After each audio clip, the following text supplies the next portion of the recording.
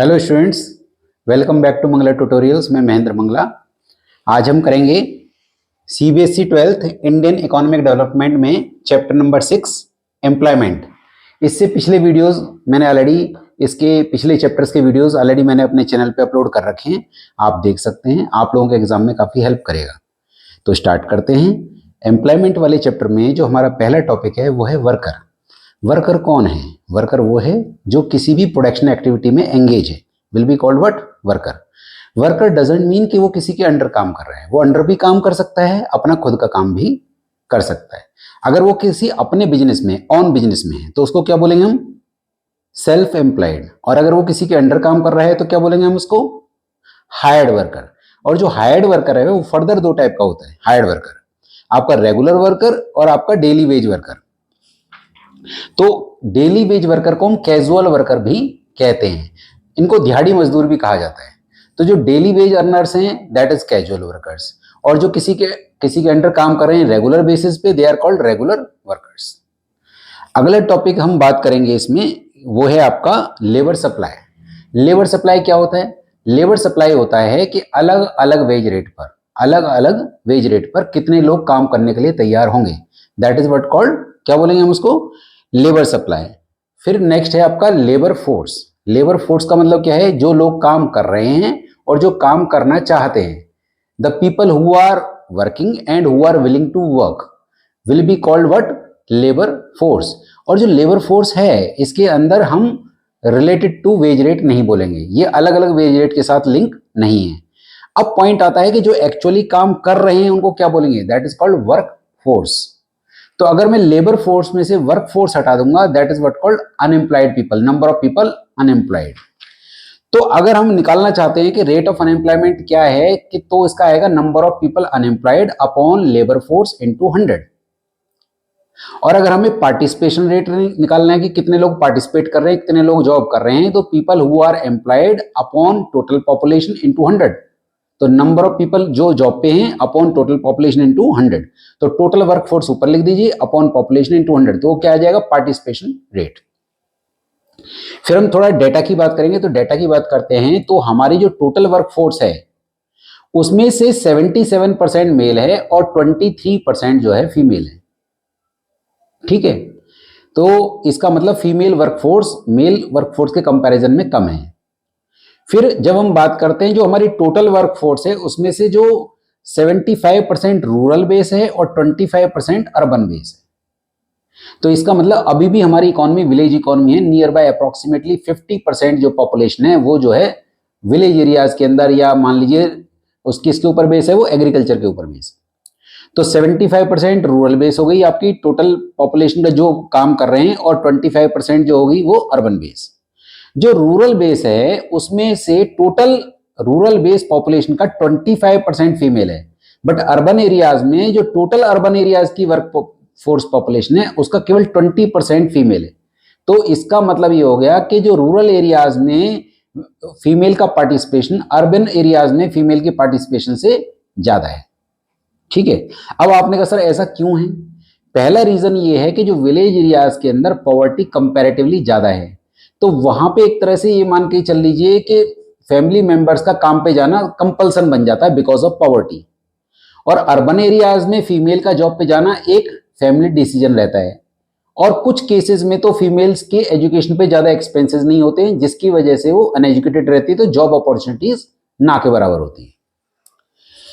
फिर हम बात करेंगे इसमें हमारा अगला जो टॉपिक है वो ये है कि जब हम डेटा को स्टडी करते हैं तो कंक्लूजन ये आता है कि हमारे कंट्री में डिपेंडेंसी रेशियो ज्यादा है। टोटल पॉपुलेशन जब हम 140 करोड़ अराउंड बोलते हैं तो जिसमें से नियर बाय 47 करोड़ पॉपुलेशन ही काम कर रही है, तो एक्चुअल वर्कफोर्स 47 करोड़ अराउंड है। तो इसका मतलब हो गया डिपेंडेंसी रेशियो हमारे कंट्री में बहुत ज्यादा है। डिपेंडेंसी रेशियो का मतलब है कि कमा कम लोग रहे हैं और खा ज्यादा लोग रहे हैं, तो इसका मतलब डिपेंडेंसी रेशियो ज्यादा है, पहला कंक्लूजन जो हम बोलते हैं। दूसरा ये है पार्टिसिपेशन रेट तो ज्यादा है, जैसे विलेज एरियाज में हमने कहा फीमेल्स का पार्टिसिपेशन ज्यादा है, बट उनकी प्रोडक्टिविटी कम है, मतलब वो जो कमा रही हैं वो बहुत कम कमा रही हैं। तो ये दूसरा कंक्लूजन हुआ। दूसरा, high rate of participation of women in the rural areas, क्योंकि उनको वहां पे जो आपके फार्म वगैरह होते हैं वहां पर उनको काम इजीली मिल जाता है। जैसे धान वगैरह बोने का, जैसे जो राइस को बोने के लिए या फिर आपका फसल की कटाई के लिए कुछ ना कुछ काम उनको वहां पर मिल जाता है, बट उनकी जो पेमेंट है वो काफी कम है।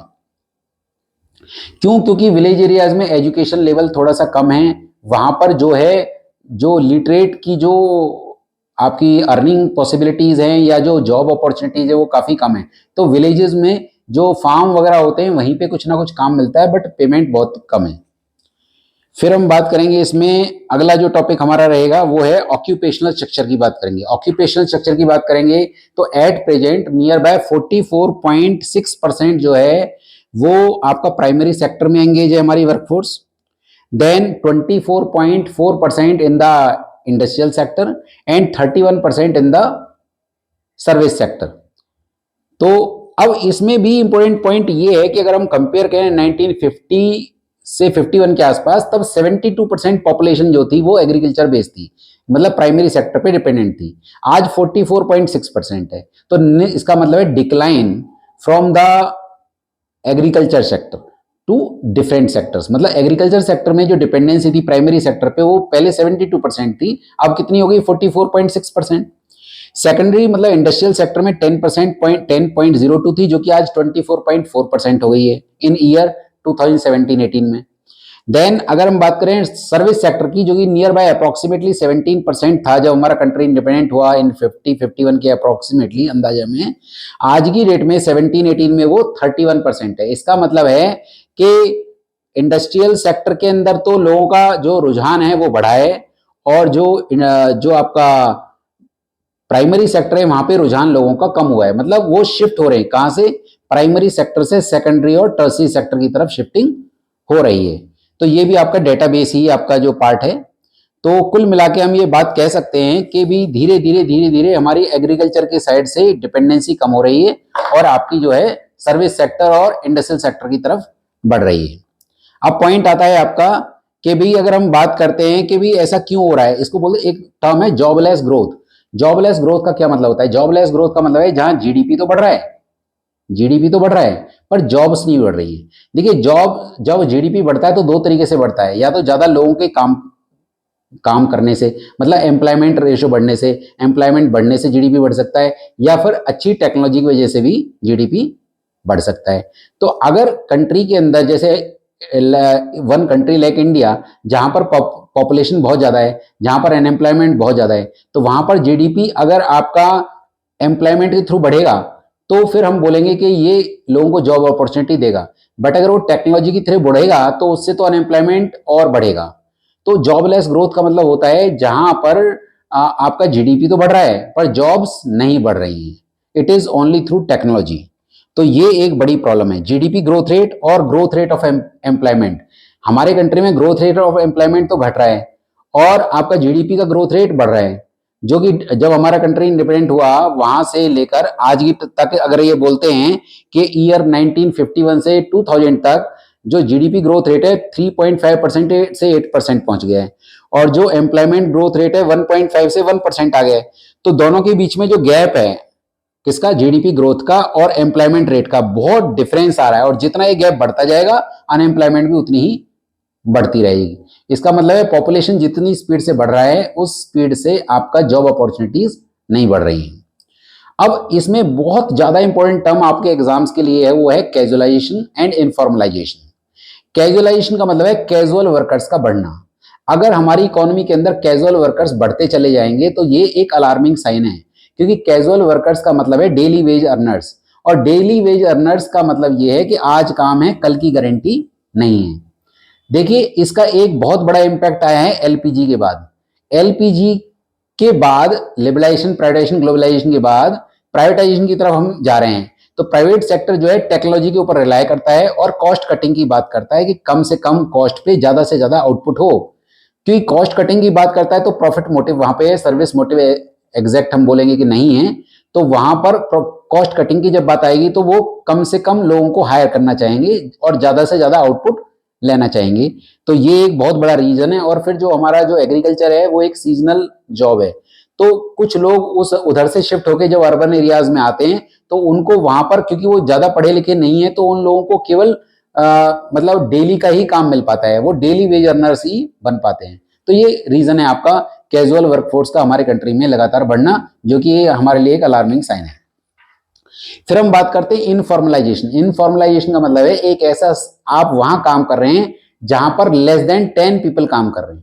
जैसे किसी डिपार्टमेंटल स्टोर में, छोटे से डिपार्टमेंटल स्टोर में आप काम कर रहे हैं, या किसी आपका स्वीट शॉप पे काम कर रहे हैं, या ग्रोसरी स्टोर पे आप काम कर रहे हैं, या दो या तीन लोग काम कर रहे हैं, मतलब लेस देन 10, तो उसको बोलते हैं इनफॉर्मल सेक्टर। नो डाउट आप डेली वेज अर्नर तो नहीं है, अब आपके पास डेली काम तो है, बट आपके पास अर्निंग पॉसिबिलिटीज काफी कम है।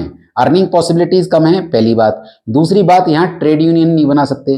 तीसरी बात, अब आपको जो है ओल्ड एज जो बेनिफिट्स हैं, जो रिटायरमेंट बेनिफिट्स हैं, वो नहीं मिलेंगे। ग्रेचुटी हो गया, प्रोविडेंट फंड हो गया, तो ये जो अलाउंस वगैरह हैं या फिर जॉब सिक्योरिटी है, वो सब आपका इनफॉर्मल सेक्टर में नहीं होती है। तो काम तो डेली है, पर यहाँ पर किस टाइप का काम है, जहां पर 10 से कम लोग काम कर रहे हैं, मतलब आप फॉर्मल सेक्टर में काम नहीं कर रहे हैं, आप इनफॉर्मल सेक्टर में काम कर रहे हैं, वो भी एक अलार्मिंग साइन है।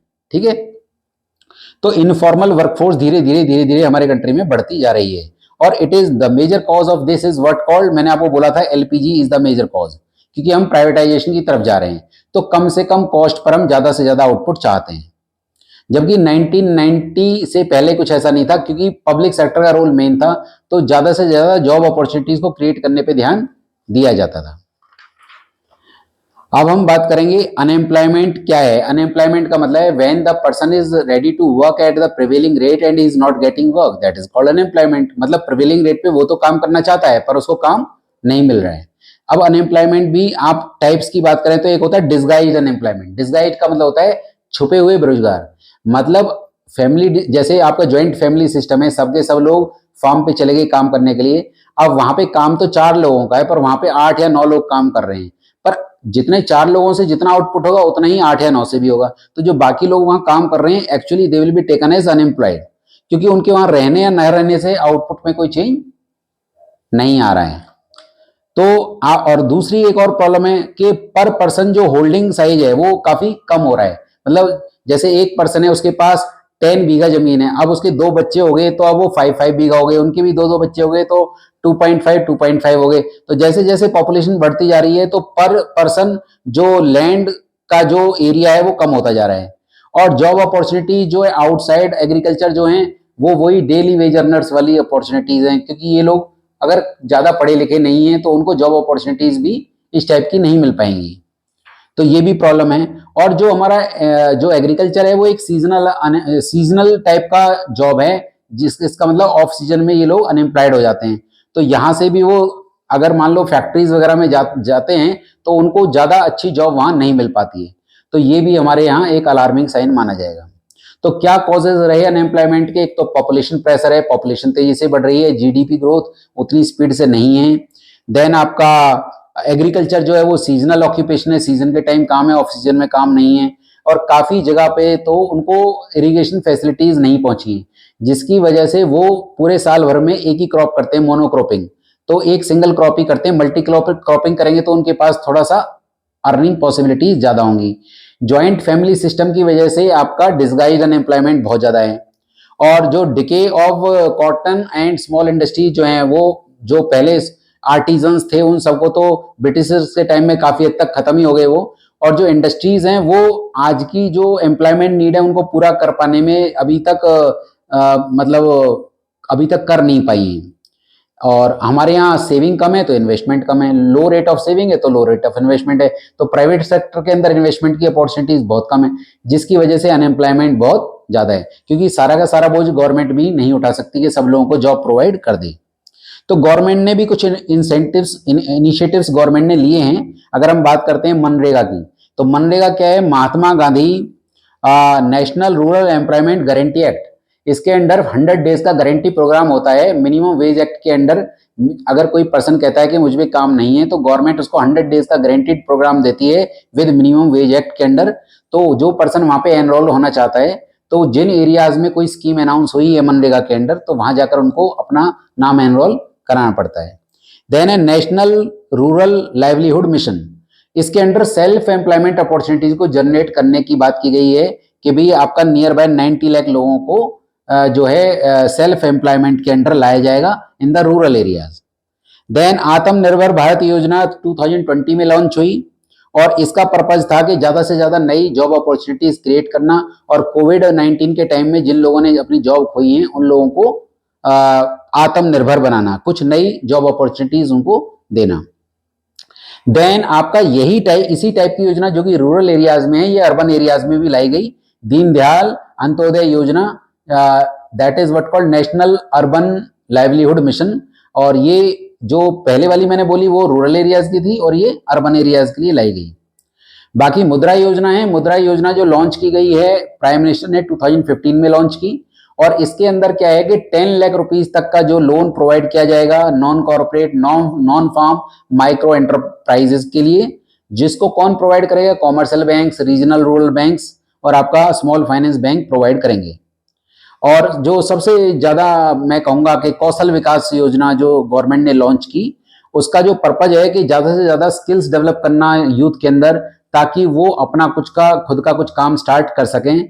तो ये under the it is implemented by national skill development corporation, NSDC ने इसको किया है, जिसके अंदर स्किल ट्रेनिंग दी जाती है ताकि वो अच्छी जॉब सिक्योर कर सकें अपने लाइवलीहुड के लिए।